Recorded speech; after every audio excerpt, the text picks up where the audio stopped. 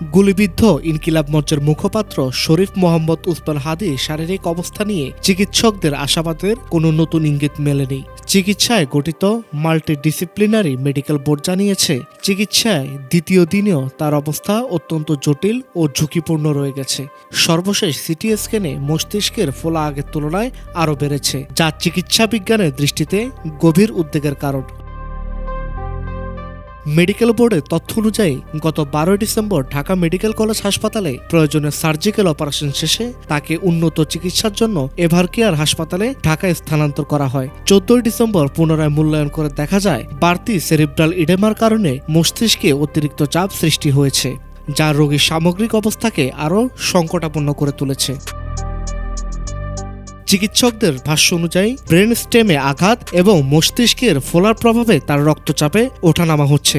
একই সঙ্গে হৃদস্পন্দন স্বাভাবিকের চেয়ে কিছুটা বেশি লক্ষ্য করা গেছে। যদিও রক্তচাপ ও হৃদযন্ত্রের স্থিতিশীলতা বজায় রাখতে প্রয়োজনীয় মেডিকেল সাপোর্ট অব্যাহত রয়েছে। অন্যদিকে ফুসফুসের কার্যকারিতা ও ভেন্টিলেটর সাপোর্ট আপাতত স্থিতিশীল আছে। চেস্ট ড্রোইন টিউব সচল রয়েছে এবং এক্ষেত্রে উল্লেখযোগ্য কোনো উন্নতি বা অবনতি হয়নি। কিডনির কার্যক্ষমতা বজায় আছে এবং ক্রিয়েটিনিনের মাত্রা কিছুটা কমেছে বলে জানিয়েছে মেডিকেল বোর্ড।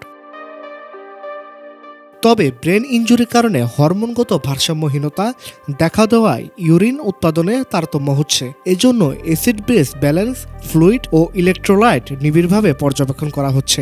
রক্ত জমাট বাঁধা ও রক্তক্ষরণের ভারসাম্য অনেকাংশে নিয়ন্ত্রণে রয়েছে এবং ব্লাড সুগারও সার্বক্ষণিক নজরদারিতে রাখা হয়েছে।